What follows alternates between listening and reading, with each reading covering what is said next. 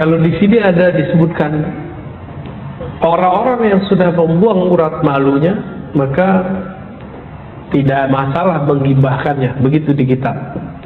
Berarti di Imam Syamsuddin Ar-Razi ini juga memberikan batasan bahwa ada gibah yang mustasnayat, yang dikecualikan, dan itu boleh. Apa itu? Yang sudah dijelaskan oleh Imam Nawawi.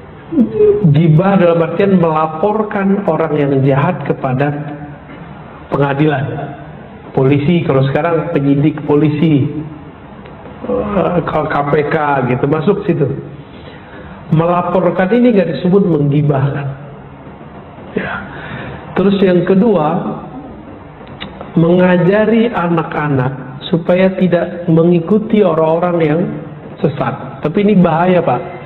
Ini sering dipakai oleh kelompok-kelompok yang mereka sendiri menganggap akidah Imam Nawawi sesat.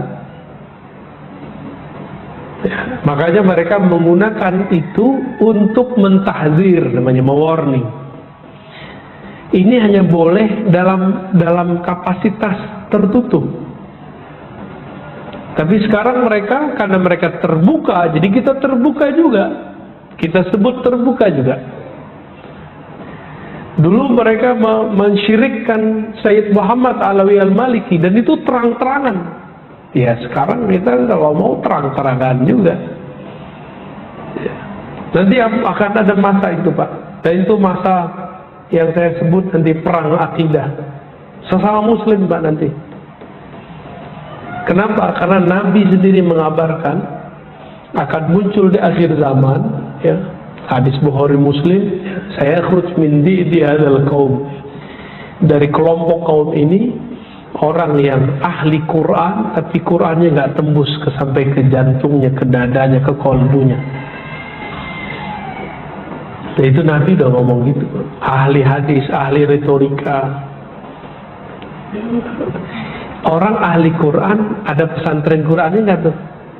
Ada rumah tahfiznya, Pak. Ada ma'had tahfiznya ntar. Jadi jangan dibayangkan nanti ujung-ujung datang. Jadi rangkaian ini panjang. Di belakangnya ada pesantren-pesantren tahfiz yang tidak jelas sanad keilmuannya kemana. Orang kita kan pengen cepat. Hafalan 40 hari. Hafalan 6 bulan.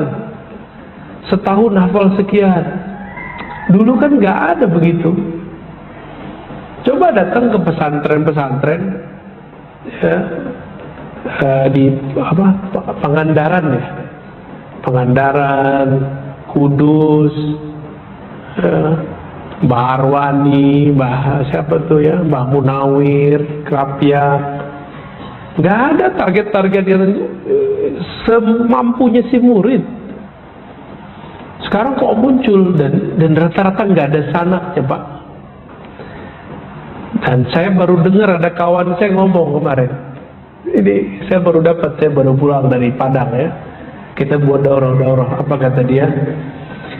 Mengajarkan umat hafalan, tapi tidak mendidik rohaninya, tidak mendidik akidahnya, itu adalah pembodohan umat. Jadi ngapal doang, tapi nggak ngerti isinya dengan baik, itu pembodohan. Jadi tolong hati-hati anak-anak kita, jangan cuma karena pengen anak hafal salah masuk, Pak. Kejadian teman kita, anaknya dimasukin ma'had tahfiz, pulang-pulang kunutnya imam dibidahin sama dia. Anak kecil tamat kelas 6 SD disuruh tampil sama gurunya pakai surat. Ngisilah di masjid kayak masjid kita ini. Apa kata dia? Innal hamdalillah blablabla. Bapak Ibu Saudara sekalian, kunut itu bid'ah, hadis dhaif. Nah, anak kecil ngerti dari mana hadis dhaif? Gitu. Doa berjamaah setelah sholat itu bid'ah, tapi tidak pernah lakukan. Begitu. Itu gaya-gayanya, Pak. Itu produk-produknya.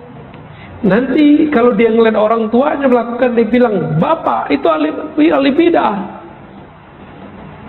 Kalau dia berani sama bapaknya, dia berani nggak sama yang lain? Berani. Itulah awal dari munculnya ekstremisme. Ekstremis muncul dari situ, Pak. Maka nanti kita tengkar di masjid semua ntar. Masih ingat orang kunut ditonjok? Ya, masuk berita kan? Itu baru satu, Pak. Baru satu. Masjid polisi dibom. Baru beberapa kali. Cirebon, Medan. Mau masjid kita digituin dah? Enggak mau lah ya. Jadi saya berharap Bapak Ibu Saudara yang bukan Allah, terutama pengurus, nggak ada ampun lagi. Jangan kasih kendor semangat kita mengejar ajaran Ahlus Sunnah wal Jamaah. Jangan kasih kendor. Oh Ustaz, nanti kita dicaci orang. Emang kita berbuat untuk orang itu kan enggak. Ya'malu fasyarallahu a'malakum. Udah berbuat aja.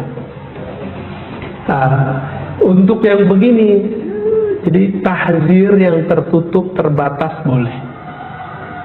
Boleh Pak, jangan sebut nama orangnya, itu boleh. Kalau mau sebut pakai inisial aja Pak. Kalau dulu kita pernah keceplosan ya kita minta ampun kepada Allah. Tapi kalau mereka nanti terbuka, kita terbuka juga. Nah, kira-kira begitu Pak ya. Saya rasa cukup Bapak Ibu yang makan Allah, ikhwan akhwat fillah. Semoga diberkahi oleh Allah. Antara kesejukan kitabnya dan panasnya perang ideologi, semoga tidak lengah ya. Hati-hati dengan anak-anak kita, hati-hati dengan keluarga kita, jangan sampai kesusupan lewat sosial media, lewat pendidikan dan lain sebagainya. Semoga Allah mengampuni dosa kita semua. Wallahu ala nabiyina Muhammad. Assalamualaikum warahmatullahi wabarakatuh.